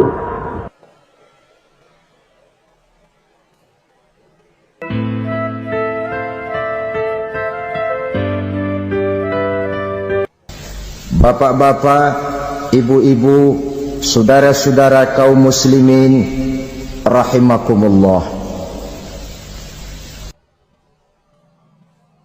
Murai di dahan dan koko ayam di kandang. Dunia ini penuh dengan berbagai macam kesibukan. Sejak dari petani yang turun ke ladang, pedagang yang berangkat ke pasar, pelajar yang menuju sekolah, sampai kepada pegawai yang berangkat ke kantor, seluruhnya tidak lain untuk mencari sesuatu yang bernama bahagia. Setiap orang menginginkan kebahagiaan, dan tidak seorang pun menginginkan kesengsaraan dalam kehidupan ini. Namun nyatanya tidak setiap orang yang ingin bahagia mengetahui jalan yang harus ditempuhnya untuk sampai kepada kebahagiaan itu. Maka pada kesempatan pertemuan kali ini saya ingin menyampaikan sebuah hadis dari junjungan kita baginda Nabi besar Muhammad sallallahu alaihi wasallam yang termuat dalam kitab Mukhtarul Ahadits An-Nabawiyah, di mana beliau bersabda, arba'un min sa'adatil mar'i. Ada 4 perkara yang merupakan tanda dari orang bahagia. Saya mau tanya, di antara saudara-saudara yang hadir di sini, apa ada yang kepengen jadi orang sengsara? Ya. Seluruhnya tentu ingin mendapatkan kebahagiaan. Maka menurut resep dari Nabi kita, tanda orang bahagia itu 4. Jadi kalau saudara ingin bahagia, harus mempunyai 4 perkara ini. Yang pertama, orang bahagia itu kata Nabi, darun wasi'un. Punya rumah biar bagus asal gede. Enak ngaturnya. Daripada sudah punya rumah kecil, adanya di pinggir kali, gubuk, kalau hujan bocor, miring lagi, kiamat. Loh, kalau gitu Islam materialis dong. Hadis ini boleh diartikan dengan makna hakiki, arti yang sebenarnya. Boleh diartikan dengan makna majazi, arti kiasan. Kalau dia diartikan dengan arti kias, maka yang dimaksud darun wasi'un ay qalbun wasi'un. Rumah yang luas tidak lain daripada hati yang lapang. Karena di situ kunci kebahagiaan yang sebenarnya. Walaupun kita cuma tinggal di petak berukuran 2 kali 3 meter, kalau hati kita luas-luas rasanya rumah itu. Tapi biar rumah kita halamannya saja puluhan ribu hektar, ada kolam renangnya, kamar tidurnya tidak lagi terhitung. Kalau hati yang menempati rumah itu sempit, maka akan terasa sempit jugalah rumah itu. Tempat bergantungnya tidak lain adalah hati. Marilah kita mencoba melihat berbagai pandangan orang tentang bahagia ini. Ada orang menyangka bahwa bahagia itu kalau dia mendapatkan harta yang sebanyak-banyaknya. Siapa yang banyak harta, dialah raja. Apa yang dia mau, seluruhnya bisa dibeli. Keamanannya, dia bisa menyewa petugas. Seluruh fasilitas untuk menyenangkan kehidupannya bisa dibeli. Pendeknya, hartalah segala-galanya dalam kehidupan. Sampai ada pepatah mengatakan, innad darahima fil amakini kulliha taksur rijala mahabatan wa jalala. Sesungguhnya harta, dinar, dirham, uang di mana-mana selalu bikin hebat orang yang memilikinya. Coba lihat, orang yang punya duit sama yang enggak punya duit, jangan gaya hidupnya, gaya jalannya aja lain. Wahia lisanun liman arada fasahatan, wahia silahun liman arada qitala. Uang adalah senjata yang paling ampuh bagi orang yang mau pergi perang, dan lidah yang paling fasih bagi orang yang mau bicara. Kalau bicara dengan lidah macet, cobalah bicara dengan harta, lancar. Sampai ada pepatah demikian, segalanya bisa diatur dengan harta. Maka di kalangan orang yang berpandangan semacam itu, seluruh kegiatan hidupnya hanya terfokus kepada bagaimana mengumpulkan harta yang sebanyak-banyaknya. Tidak peduli halal haram, tidak kenal sore pagi siang dan malam, tidak sempat sujud, jauh dari agama, jauh dari kehidupan yang bersifat ruhaniyah, jauh dari Allah dan sebagainya. Sampai dalam Al-Quran dikelompokkan dalam kelompok yang dinamakan lumazah. Allazi jama'a malahu wa'addadah yahsabu anna malahu akhladah. Mereka mengumpul-ngumpulkan harta sebanyak-banyaknya dan menyangka bahwa harta yang banyak itu dapat mengekalkan hidupnya, mengekalkan kekayaannya, mengekalkan kebahagiaannya. Saudara hadirin yang berbahagia, kalau pandangan hidup ini benar, artinya kalau harta memang merupakan satu-satunya hal yang dapat membuat orang bahagia, tentu di rumah mewah tidak akan pernah ada tangis derita. Tentu di satu tempat di mana fasilitas hidup serba menunjang, tidak ada yang namanya penderitaan. Tapi suka dan duka, sedih dan gembira, senyum dan tawa adalah milik setiap orang, baik dia punya harta maupun dia tidak punya harta. Nyatalah bahwa harta semata-mata bukan merupakan jaminan bahwa orang akan bahagia, walaupun tanpa harta orang sulit untuk bahagia. Saya mau cerita, ada orang super kaya, namanya Aristotle Onesimus, raja tanker Yunani. Dia punya kapal tanker saja konon sampai 11 banyaknya. Punya perusahaan penerbangan yang disebut Olympic Airlines. Punya hotel di berbagai kota besar di dunia ini, sejak dari New York, London, Paris, Rome dan sebagainya. Bahkan punya pulau yang dia namakan Pulau Scorpio. Ini kan namanya sudah kaya nggak tanggung-tanggung, punya pulau. Nah, dia punya 2 orang anak, yang satu laki-laki namanya Alexander, yang satu perempuan namanya Maria Onesimus. Seluruh harapannya tertumpah kepada anak lakinya Alexander ini, yang akan meneruskan usahanya, meneruskan kekayaannya, meneruskan dinastinya. Apa yang terjadi? Ternyata anak yang dia harapkan yang bernama Alexander ini mati muda dalam kecelakaan pada waktu dia olahraga. Apa olahraganya? Namanya olahraga anak orang kaya, golongan jet set. Olahraganya olahraga pesawat terbang. Jatuh, ya nggak kapungut, habis mati. Tinggal satu anak perempuannya, Maria Onesimus. Tapi anak perempuan ini juga malah urakan. Terakhir dia pacaran, bahkan kemudian kawin sama orang Rusia. Rupanya Aristotle Onesimus ini broken. Kekayaannya yang berlimpah ruah, perusahaannya yang begitu banyak, siapa yang akan meneruskan? Siapa yang akan menggantikan? Sampai kemudian dia mengurung diri di Pulau Scorpio dan mati di sana secara mengenaskan. Seorang multi jutawan, seorang yang super kaya, mati menyendiri di pulau sepi. Ibarat kata pepatah, anak ayam mati di lumbung. Bukan kekurangan makanan, keurugan makanan. Begitu kehidupan Aristotle Onesimus. Dan banyak orang-orang yang sudah demikian kaya sampai dibingungkan oleh kekayaannya sendiri. Telusurilah kehidupan David Rockefeller misalnya, Henry Ford misalnya, Adnan Khashoggi misalnya.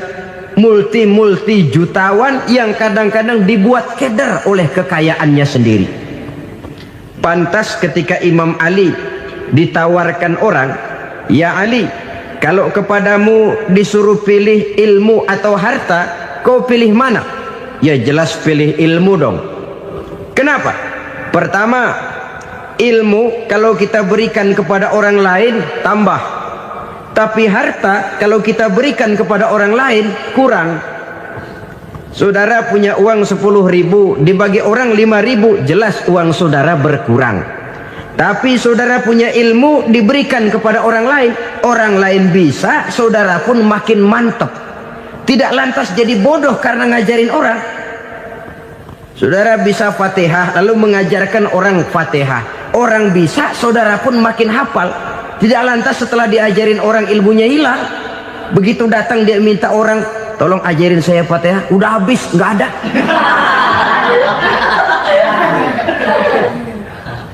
Yang kedua kata Imam Ali, ilmu menjaga kita. Kalau harta kita yang harus jaga. Makin banyak ilmu makin terpelihara diri seharusnya. Tetapi makin banyak harta makin bingung kita jaganya. Sampai kadang-kadang kalau perlu seluruh keliling rumah dipasangi alarm. Belum cukup disewakan anjing besar-besar, pasang di depan pintu, awas anjing galak.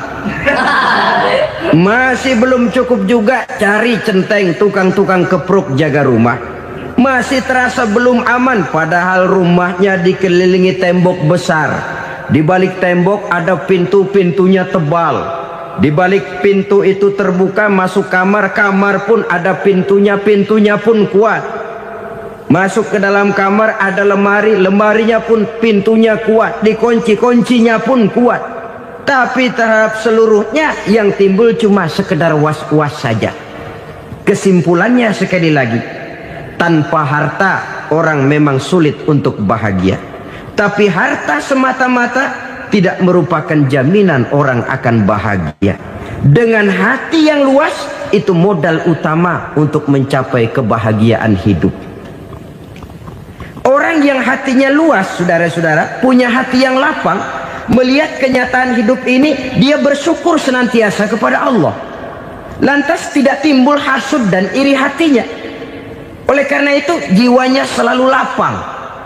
Kalau tidak, cupik hati namanya. Dangkal pandangan, tidak senang melihat orang lain dapat nikmat, dan itu sering dijadikan contoh. Kalau orang yang lapang dada, dia lihat tetangganya beli TV baru, dia berkata, alhamdulillah ya, tetangga kita beli TV, mudah-mudahan kita bisa ikut nonton. Lapang dadanya. Tapi orang yang sempit hati, lihat tetangga beli televisi, meriang. Enggak dia apa-apain, meriang. Besoknya dengar tetangga beli motor, makin sakit, ke rumah sakit. Lalu di rumah sakit dengar tetangganya beli mobil, mati. Disiksa oleh perasaannya sendiri. Orang kalau hati sudah sempit dalam hidup, kemanapun dia pergi, sempit rasanya medan kehidupannya. Kemudian kita melihat juga ada orang yang menilai bahwa bahagia itu katanya kalau punya kedudukan yang tinggi, pangkat yang agung, wibawa yang besar. Mungkin betul, tapi mungkin juga tidak. Bergantung kepada hati orang yang punya pangkat itu. Sama dengan harta tadi. Harta akan membawa bahagia kalau dia jatuh ke tangan orang yang berhati lapang. Tapi harta akan jadi bencana kalau jatuh ke tangan hati orang yang sempit. Pangkat akan membawa bahaya kalau jatuh di tangan hati orang yang sempit. Lebih dari itu, kenyataan mengajarkan kepada kita bahwa ternyata pangkat dan jabatan tidak selamanya memberikan kebahagiaan dalam kehidupan. Bahkan resikonya kelewat besar. Beberapa bukti kita bisa ambil dari para pemimpin dunia yang menjadi korban lantaran pangkat dan jabatan yang disandangnya. Saudara ingat Presiden Abraham Lincoln dan John Kennedy dari Amerika? Dibunuh orang. Park Chung-hee dari Korea Selatan, Ziaur Rahman dari Bangladesh, Anwar Sadat dari Mesir, terakhir Indira Gandhi dari India, menjadi korban dari pangkat dan jabatan yang disandangnya dari orang-orang yang tidak senang dia memegang jabatan itu. Dia akan mudah mengundang bencana. Sehingga pantas kalau seorang presiden terkemuka Amerika, Harry Truman namanya, dia mengatakan jabatan presiden itu, kata dia, seperti orang nunggang macan, naik macan. Harus kita taiki, kalau enggak dia bakal nerekam kita, ngeri katanya. Adapun orang yang hatinya lapang, kalau dia menerima pangkat dan jabatan, dianggapnya itu satu kesempatan untuk berbuat baik. Tapi orang yang berhati sempit, menerima pangkat dan jabatan, bukan kadang-kadang menerima, malah berusaha setengah mati mencapai dengan segala cara. Kalau perlu jilat atas, jilat atas. Jadi golongan sumuhun dawu. Jadi kelompok kulon nuwun, yes sir, yang kerjanya cuma oke bos. Kalau perlu jilat atas, jilat atas. Kalau perlu injak yang bawah, injak yang bawah. Perlu sikut kiri kanan, sikut kiri kanan. Yang penting pangkat dapat, jabatan dapat. Orang yang semacam ini, kalau sudah mempunyai pangkat dan jabatan, biasanya dia tidak menganggap itu sebagai amanah, tidak menganggap sebagai kesempatan berbuat baik, tapi malah kesempatan untuk memperturutkan hawa nafsunya yang dilatar belakangi oleh kesempitan hatinya tadi. Apalagi kalau orang memperoleh pangkat karena banyak mengeluarkan uang. Seakan-akan pangkat dan jabatan itu sekarang macam proyek, pakai tender. Siapa yang berani bayar segini naik, nggak berani minggir.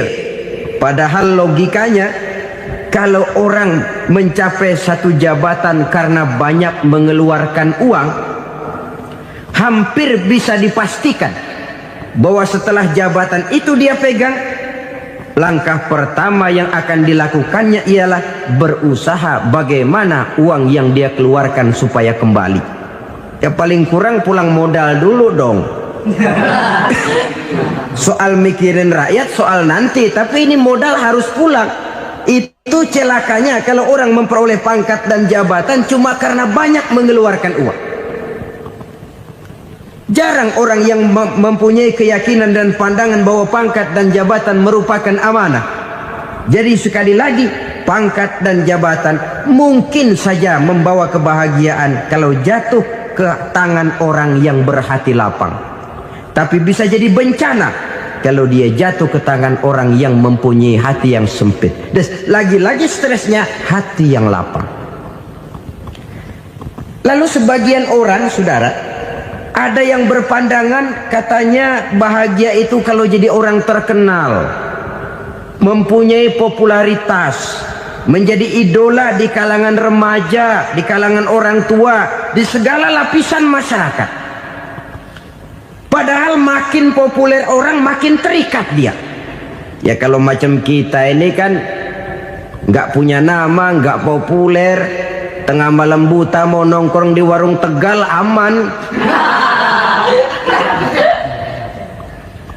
Tapi pangkat, jabatan, kedudukan, popularitas menyebabkan kita diikat dengan berbagai macam peraturan. Cuma mandi sama ke WC saja yang nggak dikawal.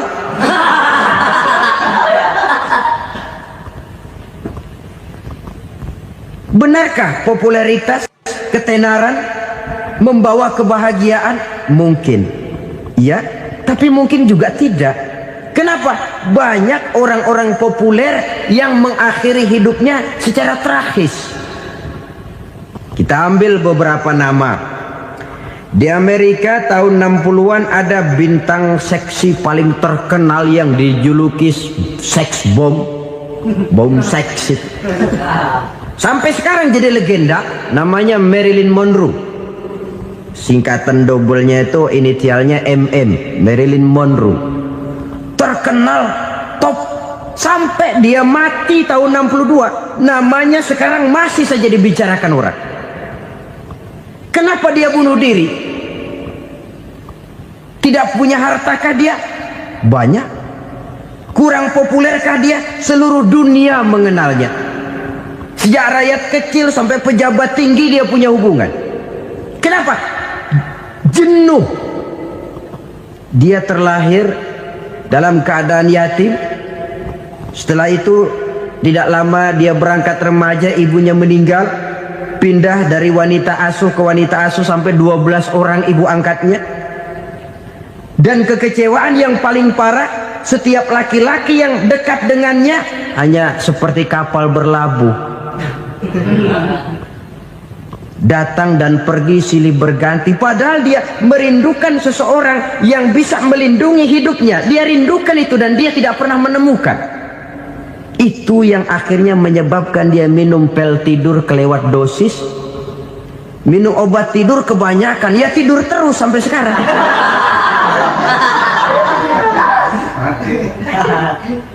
Dia mengakui, saya telah memiliki ketenaran, tapi saya tidak pernah hidup dalam ketenaran itu.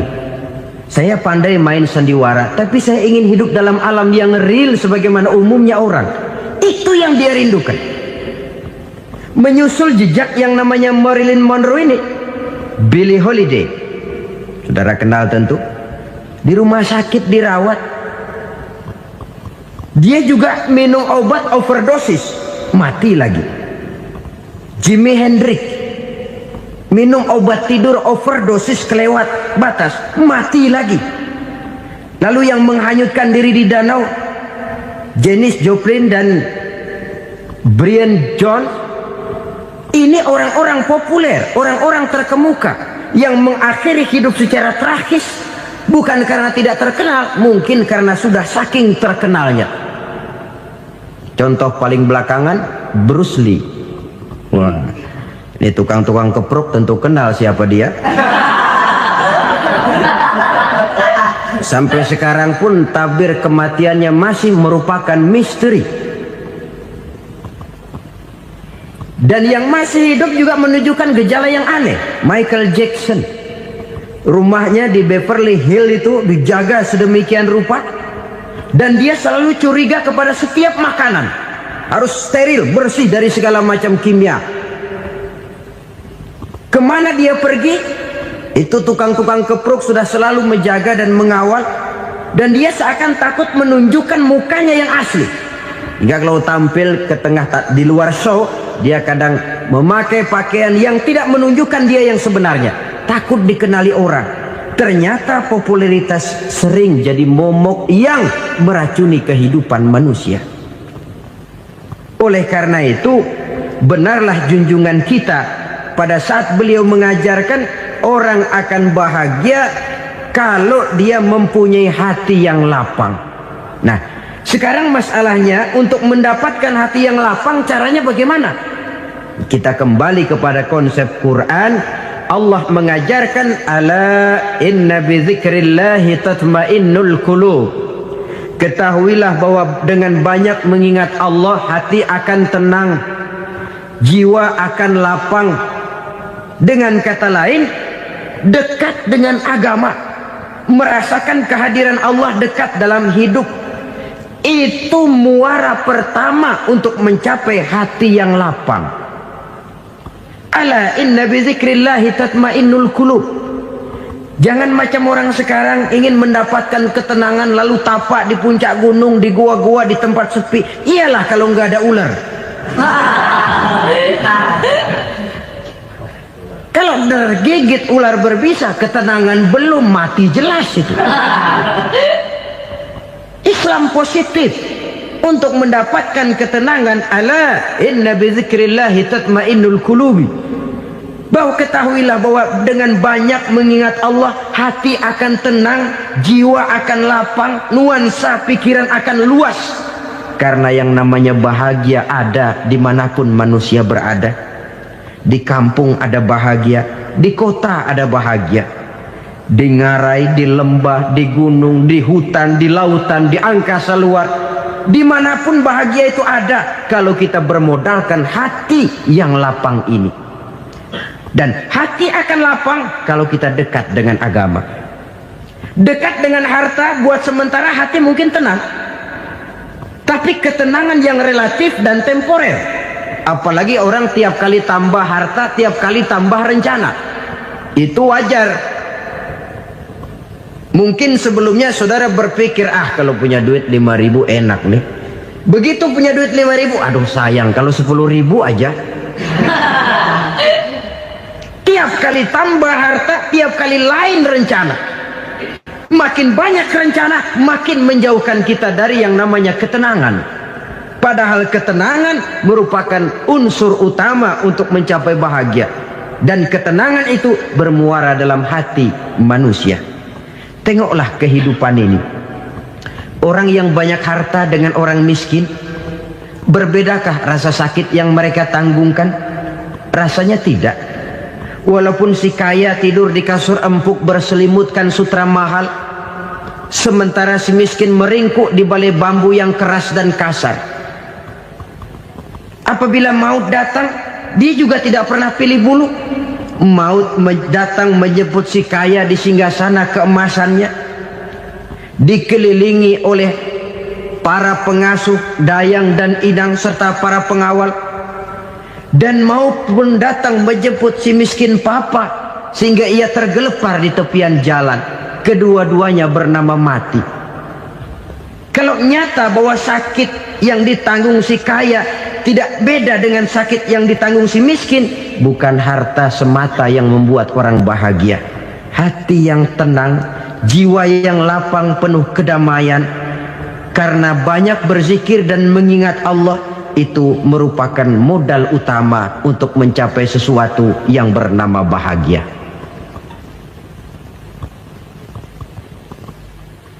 Saudara hadirin yang saya hormati, inilah yang pertama dari 4 ciri yang digambarkan oleh Nabi tentang tanda-tanda orang bahagia. Dan harus berangkat dari yang pertama ini, hati yang lapang. Ini yang harus kita miliki lebih dahulu. Baru nanti akan menyusul kepada poin yang ketiga, kedua, dan selanjutnya. Sebab kalau hati sudah terisi dengan jiwa yang lapang, seluruh persoalan insya Allah akan bisa kita atasi dengan sebagaimana mestinya. Yang kedua sekarang, tanda orang bahagia menurut baginda Nabi, markabun syariah. Orang bahagia itu, kata beliau, punya kendaraan biar cepat asal lancar. Artinya kemana dia mau pergi mudah. Apa maksud hadis ini? Kalau kita kaji lebih dalam, kendaraan itu kan alat transportasi. Transportasi tidak lain adalah usaha memudahkan komunikasi. Pindah dari situ kepada teori bahwa manusia adalah zon political, makhluk bermasyarakat yang tidak bisa memenuhi kebutuhan hidupnya secara sendirian. Kita memerlukan keberadaan orang lain dalam kehidupan ini.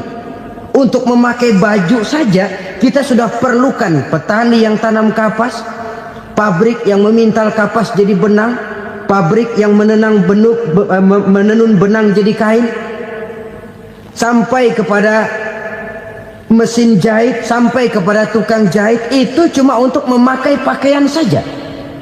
Tidak seorang pun di antara kita yang sanggup memenuhi kebutuhan hidupnya secara sendiri.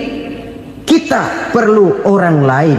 Maka kebebasan dalam arti mutlak, kebebasan tanpa batas, itu tidak mungkin ada dalam kehidupan. Karena kita mengadakan yang disebut interaksi sosial. Setiap kegiatan kita tentu melibatkan orang lain. Menurut kita barangkali kita bebas jalan di jalan raya semaunya, tapi orang lain berkendaraan pun merasa bahwa ini ada juga jalan haknya, dan begitu selanjutnya. Oleh karena itu, maksud dari kendaraan yang cepat ini adalah khulatuhu ma'as solihin.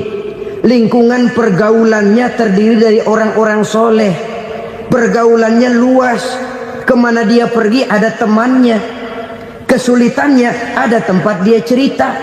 Dan kesulitan kalau sudah diceritakan kepada orang lain, taruh kata orang itu tidak bisa menolong, namun menceritakannya kepada orang yang kita percayai, kan paling kurang sudah mengurangi beban jiwa, mengurangi tanggungan batin, merasa masih ada tempat kita cerita.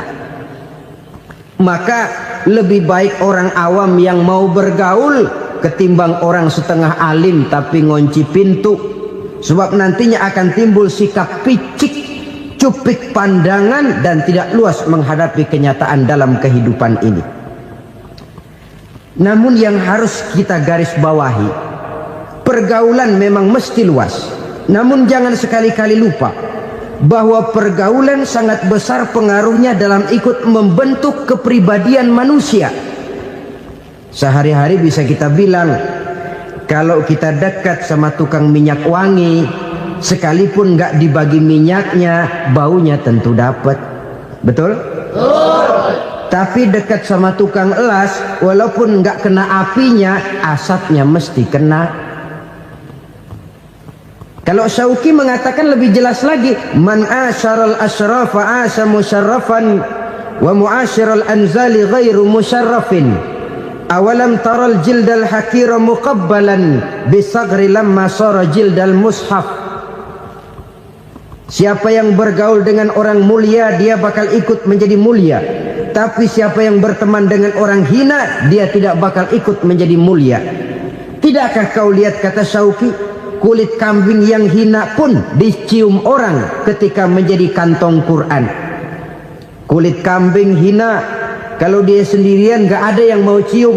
Tapi begitu dia bergaul dengan Quran, menjadi kantong Quran, dipakein minyak wangi, ditaruh di tempat yang tinggi, mau diambil dicium dulu, dibawa dengan penuh hormat dan hati-hati.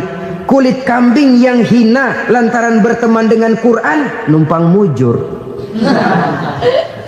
Tapi coba lihat kalau kulit kambing berteman dengan kayu, jadi beduk, habis. Zohor dikemplang, asar dipukul. Itu pun sedikit saja, cuma salah milih teman.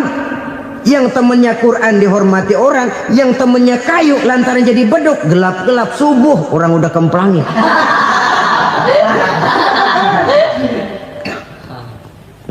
Maka terutama kepada adik-adik remaja yang masih mencari identitas diri, yang ibarat kaset masih kaset kosong, mudah diisi oleh apapun, pandai-pandailah memilih teman dalam bergaul. Karena banyak orang yang tadinya baik-baik, ketika terseret dalam pergaulan dengan orang yang tidak baik, kebaikannya menjadi lentur dan luntur. Tapi berapa banyak bajingan-bajingan tengik, orang-orang yang berlumur noda dan dosa, tiap hari melakukan maksiat, namun bergaul dengan orang yang baik-baik, pada akhirnya sedikit demi sedikit beringsut dan berangsur dia terbiasa mengikuti kebaikan-kebaikan. Saya tekankan ini kepada remaja karena mereka masih mencari identitas diri. Apa yang mereka lihat mereka mau, apa yang mereka dengar mereka ingin tahu. Coba lihat kehidupan remaja. Pulang nonton film Rambo, pengen jadi Rambo, gagah, maunya belekai melulu. Pulang nonton film Superman, pengen bisa terbang. Pulang nonton India, nyanyi melulu. Wajar, mereka masih mencari identitas diri. Saya ini sebenarnya siapa? Lingkungan pergaulan akan membentuk itu. Karena itu pandai-pandailah bergaul, karena ia sangat besar pengaruhnya dalam ikut membentuk kepribadian manusia. Apalagi sifat yang jelek lebih cepat menularnya ketimbang sifat yang baik. Sifat yang baik, watak yang soleh itu lambat sekali untuk menular. Tapi yang tidak baik, kan prosesnya mah kalau remaja biasanya mula-mula dengar. Karena dengar lalu pengen tahu. Karena pengen tahu lalu ngeliatin. Begitu ngeliatin kan pengen nyobain. Setelah nyobain ketagihan. Nah, ini prosesnya. Yang namanya ganja, morfin, narkotik awalnya kan begitu. Mula-mula dengar katanya kalau sudah fly to the sky, sudah melayang ke langit katanya, disitulah puncak kebahagiaan. Mulanya cuma dengar. Karena dengar pengen tahu. Karena pengen tahu lalu ngeliat, kumpul sama orang yang suka ngeganja. Setelah ngeliat, nah pengen ngerasain. Begitu ngerasain enak juga, ketagihan. Kalau sudah ketagihan jadi penyakit kronis, bisa merembet kepada yang lain. Iya, kalau orang tuanya mampu untuk beli morfin, beli ganja. Kalau tidak kan pikirannya ngayap, jemuran siapa ya gue sahabat. Timbullah perbuatan-perbuatan negatif yang bermula dari salah pergaulan. Apalagi buat adik-adik remaja yang tinggal di kota-kota besar, yang pengaruh budaya, pengaruh kesenian, pengaruh struktur kehidupan yang nampak makin individualistis, di mana persaingan tajam, tensi ekonomi tinggi, orang mudah mengalami stres. Pandai-pandailah dalam bergaul, sekali lagi, karena ia sangat besar pengaruhnya dalam ikut membentuk kepribadian manusia. Orang bahagia punya kendaraan yang cepat, artinya punya pergaulan yang luas, dan lingkungan pergaulannya terdiri dari orang-orang yang soleh. Kemana dia pergi ada teman, kesulitannya ada tempat dia cerita. Tapi kalau sudah menyendiri, hidup sendiri, kesulitan dipikiri sendiri, bisa mati belum waktunya.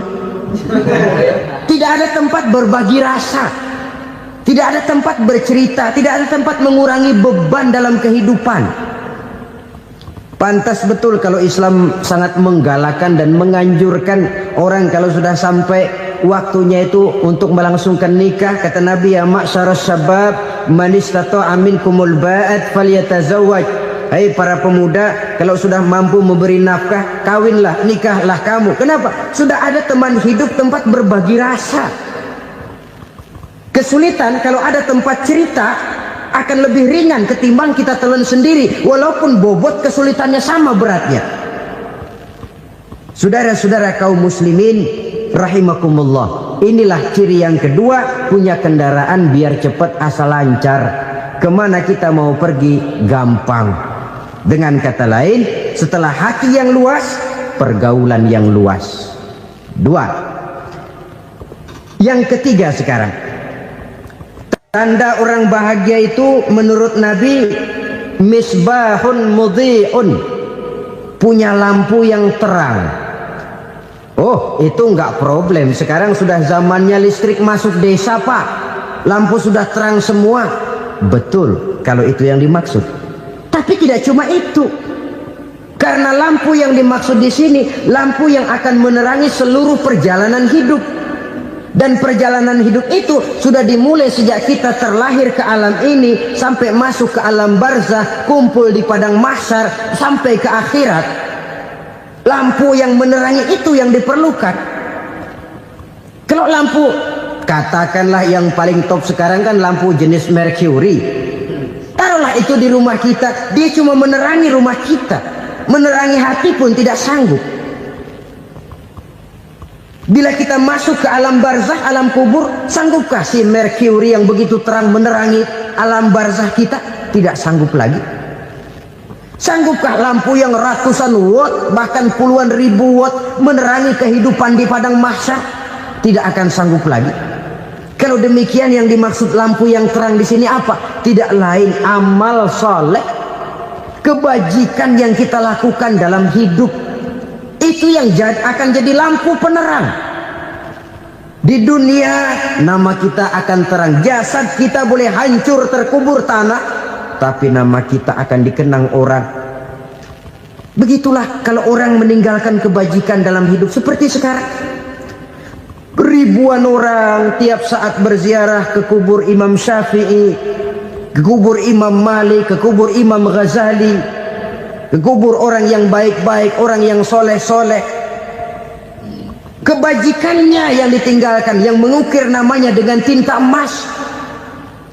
Sehingga saudara sudah terbaring di alam kubur, orang lewat, Allah, ini kuburannya Fulan bin Fulan, dulu ini kebaikannya Masya Allah, saya ikut merasakan. Mari kita mampir sebentar, kita Fatihah, mohon disampaikan Allah pahalanya kepada almarhum. Al-Fatihah. Itu kalau orang baik-baik. Lalu saudara tanya, Pak, orang mati dikirimin Fatihah apa nyampe pahalanya? Saya jawab, kalau saudara nggak percaya, mati dulu dah.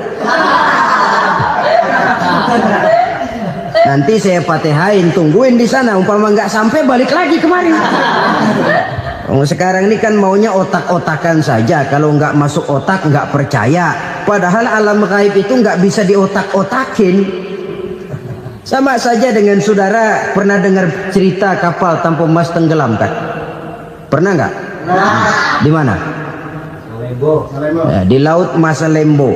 Begitu ke tanpa emas tenggelam, ratusan penumpang itu terjun ke laut, dipermainkan gelombang, berjuang menghadapi maut itu. Orang lagi timbul tenggelam di lautan, dihantam ombak, kita tengokin pakai helikopter. Pak, lagi timbul tenggelam ya? Iya, tolongin. Jangan khawatir Pak, nih saya kirim intan Pak, harganya 10 juta. Kira-kira orang yang timbul tenggelam di laut seneng nggak? Tidak. Kan mahal toh intan 10 juta.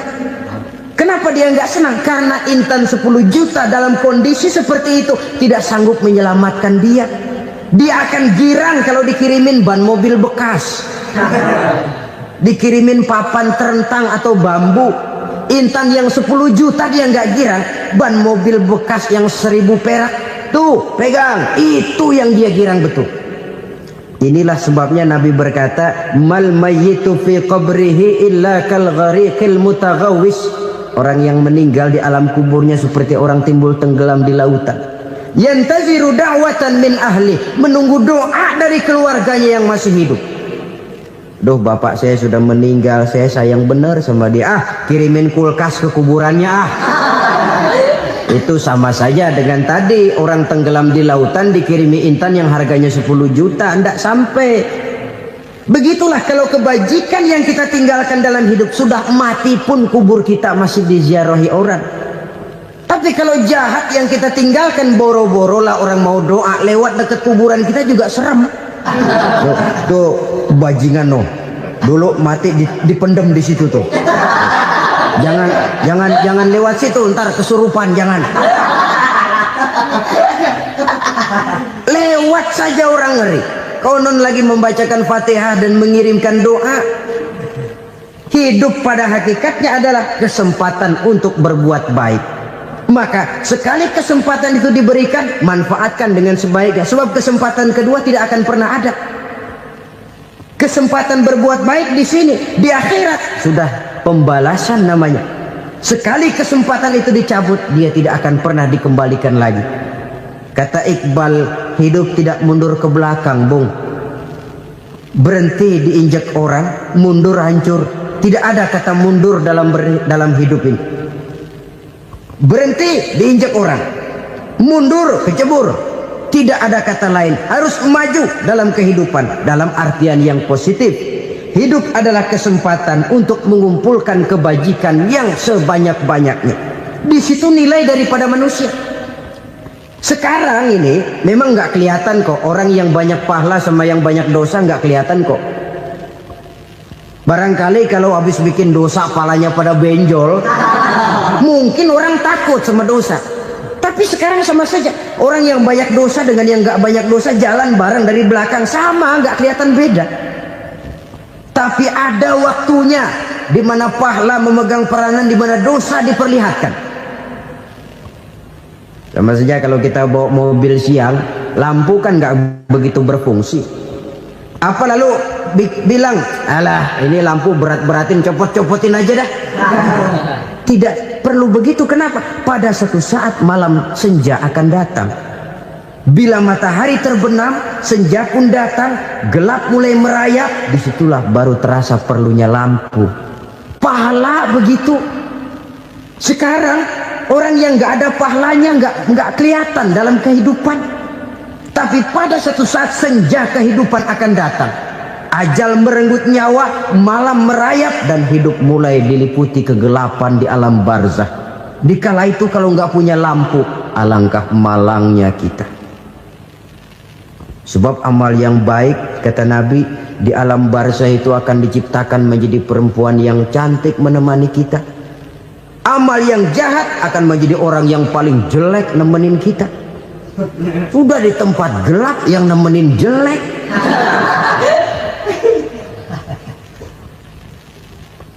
Kaum muslimin rahimakumullah.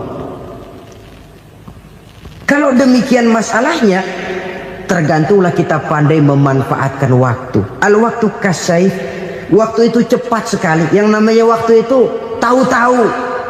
Tahu-tahu udah tahun 87. Tahu-tahu udah begitu. Tahu-tahu yang kemarin anak-anak, sekarang udah pada punya anak.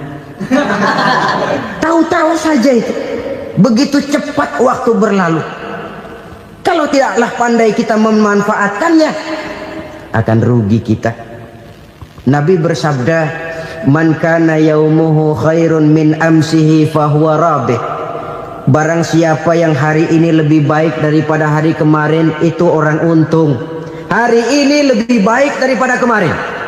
Bulan ini lebih baik dari bulan kemarin. Tahun ini lebih baik dari tahun kemarin. Itu orang yang beruntung. Tahun kemarin sembahyangnya maghrib doang, sekarang udah tambah isya.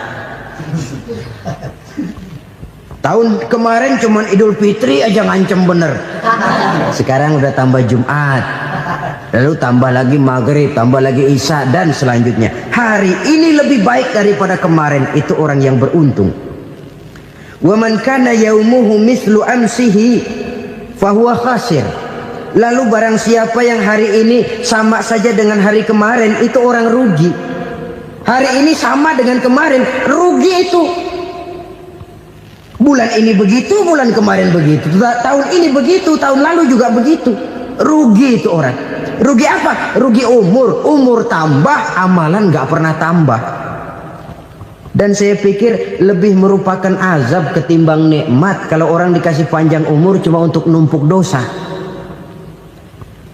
Mending mana? Panjang umur banyak dosa sama pendek umur dikit dosa. Mending mana? Mending mana? Ya, paling mending tentu panjang umur banyak pahala. Tapi kalau tidak, sekali lagi, lebih merupakan azab ketimbang nikmat kalau orang diberikan panjang umur tapi cuma untuk sekedar menumpuk dosa. Kehilangan kesadaran bahwa dunia bukan terminal akhir dari satu perjalanan. Dia cuma halte di mana kita berhenti sebentar untuk menuju kepada terminal yang hakiki. Saudara-saudara kaum muslimin rahimakumullah, inilah lampu yang akan menerangi kehidupan. Amal yang kita lakukan di dalam kehidupan. Jadi yang dimaksud dengan lampu yang terang, kebajikan yang kita kerjakan dalam hidup. Nah, setiap orang di awal tadi saya bilang ingin bahagia. Bahagia itu kan hakikatnya kumpulan senang dan selamat. Senang, selamat. Apa bedanya? Senang tapi tidak selamat, nggak bahagia. Selamat tapi nggak senang, nggak bahagia orang. Contoh, kalau orang korupsi, duitnya banyak, senang dia, tapi keselamatannya. Ada tentara baris di samping rumahnya udah bingung, padahal tentara latihan. Tentara cuma latihan, dia bingung. Senang, tapi karena keselamatannya tidak terjamin, dia tidak bahagia. Sebaliknya pegawai negeri jujur benar cuma segaji-gajinya, selamat nggak korupsi tapi melarat, ya nggak bahagia juga, kurang senang. Kesenangan dan keselamatan untuk dunia saja, ya sekali lagi, kalau cuma sekedar untuk dunia saja bisa dibeli pakai uang, bisa dibeli pakai uang. Saudara ingin selamat bisa dibeli pakai uang, saudara ingin senang bisa dibeli dengan uang. Tapi setelah mati masuk ke alam barzah, habis kekuasaan uang. Nggak bisa lagi beli keselamatan pakai uang, tidak mungkin lagi membeli kesenangan dengan uang. Di situ pahala yang megang peranan. Makin banyak pahala, makin banyak saham untuk membeli kesenangan dan keselamatan, untuk memperoleh yang namanya bahagia. Dan jangan lupa loh, di alam barzah kita nggak sebentar, menunggu datangnya kiamat. Loh iya, kalau kita begitu dikuburin terus kiamat datang, untung. Tapi kalau masih harus 1000, 2000, puluhan ribu tahun yang akan datang, dalam satu penantian yang begitu lama, tanpa saham untuk memperoleh kebahagiaan, satu kemalangan yang tidak ada pernah putus-putusnya. Janganlah tergelincir oleh kebahagiaan sebentar yang menipu dengan mengorbankan kebahagiaan hakiki yang berjangka panjang. Apa artinya senyum sejenak kalau harus ditebus dengan tangis seumur hidup? Biarlah kita minum jamu, pahit memang, getir memang, tapi kan besok badan sehat. Daripada sekarang minum sirup, manis memang, enak memang, tapi bibir pada jontor besok.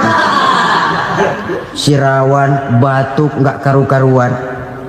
Banyak orang tertipu oleh kesenangan yang sebentar. Padahal laisa kullu ma yalma'u zahaban. Belum tentu semua yang berkilat itu emas. Belum tentu semua yang gemerlap itu intan. Karena itu marilah manfaatkan kesempatan yang diberikan Allah ini untuk mengumpulkan kebajikan yang sebanyak-banyaknya. Yang terakhir sekarang, yang keempat, tanda orang bahagia kata Nabi. Zaujatun salihah. Orang bahagia itu tanda yang keempat kata Nabi, punya istri biar cakep asal taat. Sudah surga itu sudah. Cakep taat. Istri kayak gitu, kalau belum mati jangan dikuburin dulu itu. Sudah cakep taat lagi. Tapi kadang-kadang enggak, udah jelek ngadat melulu. Apa yang mau dipilih? Sebab itu Quran mengatakan istri pakaian untuk suami, suami pakaian untuk istri. Kenapa suami istri diibaratkan pakaian? Alangkah tingginya gaya bahasa Quran ini. Suami istri teman hidup, hidup perjalanan panjang. Sejak kita dalam rahim sudah ada hidup kan di sini. Sampai ke alam dunia, masuk ke alam barzah, kumpul di padang mahsyar, sampai menuju akhirat, itu perjalanan hidup. Carilah istri atau suami teman hidup yang membawa manfaat tidak hanya kehidupan di dunia ini, sampai di alam barzah, sampai di padang mahsyar. Suaminya mungkin meninggal lebih dulu atau istrinya mungkin meninggal lebih dulu, tapi suami atau istri yang masih hidup berbuat kebajikan. Suami saya meninggal, ada hartanya, saya sedekahkan, niat pahala untuk almarhum suami saya. Ini teman hidup, tidak dibatasi dan tidak bisa dipisahkan oleh maut sekalipun. Zohirnya mungkin pisah, badannya mungkin pisah, tapi hatinya, jiwanya, kebersamaannya dalam menghadapi kehidupan. Karena itu saudara-saudara, bahasa Quran indah. Suami istri diibaratkan seperti pakaian. Apa fungsi pakaian? Pertama, pakaian jadi kebanggaan. Artinya suami harus menjadi kebanggaan istri, istri harus jadi kebanggaan suami. Yang kedua, pakaian itu kan fungsinya menutup aurat. Artinya sesama suami istri harus saling menjaga kekurangan masing-masing. Jangan malah sesama suami istri saling membongkar rahasia dan aibnya sendiri-sendiri. Istrinya diceritain jeleknya di mana-mana, atau suaminya dibongkar rahasianya di pasar umum. Itu sudah tidak lagi berfungsi sebagai pakaian. Kenapa semua ini diperlukan? Karena kita menyadari bangsa yang baik terdiri dari masyarakat yang baik. Masyarakat yang baik merupakan susunan dari warga yang baik. Warga yang baik adalah terdiri dari rumah tangga yang baik. Dan rumah tangga yang baik merupakan susunan dari pribadi yang baik. Dari situ langkah dimulai. Membangun satu bangsa yang baik diawali dengan membangun rumah tangga yang baik, dengan menciptakan pribadi-pribadi yang baik. Sehingga dari sini diharapkan berkembanglah nilai-nilai kebaikan. Orang akan bahagia mempunyai istri yang soleh. Kenapa? Tidak ada seorang suami bisa sukses jadi apapun dia, apapun profesinya, dokterkah, kiaikah, mubalikah, petanikah, pengusahakah, pejabat tinggikah. Tidak ada seorang suami yang bisa sukses tanpa peran serta istrinya. Walaupun memang peranan itu tidak begitu kelihatan, tapi sangat menentukan. Karena itu, saudara hadirin yang saya hormati, Islam sangat menghargai kaum wanita, memberikan kedudukan yang tinggi sepanjang tidak mematikan kodrat kewanitaannya. Nah, kalau sudah kesuksesan ini diawali dari rumah tangga, karier di masyarakat mudah untuk dikejar. Tapi keberantakan di rumah tangga merupakan kegagalan pertama di tempat lain. Nah, inilah saja yang dapat Al-Fakir sampaikan pada pertemuan kali ini. Terima kasih.